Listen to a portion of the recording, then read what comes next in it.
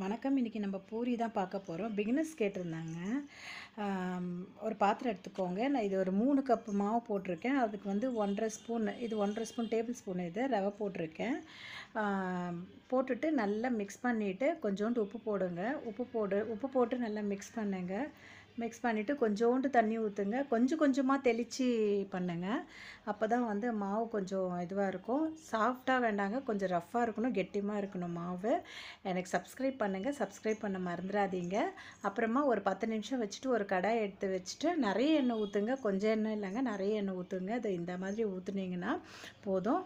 இந்த மாதிரி ஊற்றிட்டு அப்புறம் ஒன்றா நம்ம திரட்டி வச்சுருக்கிற பூரி இதை எடுத்துகிட்டு நம்ம வந்து ஒன்று ஒன்றா போட்டு இந்த மாதிரி பபுள்ஸ் வந்தோடனே திருப்பி போட்டு அழகாக எடுத்துருங்க. பாருங்கள் எவ்வளோ அழகாக இருக்குல்ல, நல்லா செவந்து. இதே மாதிரி பண்ணுங்க.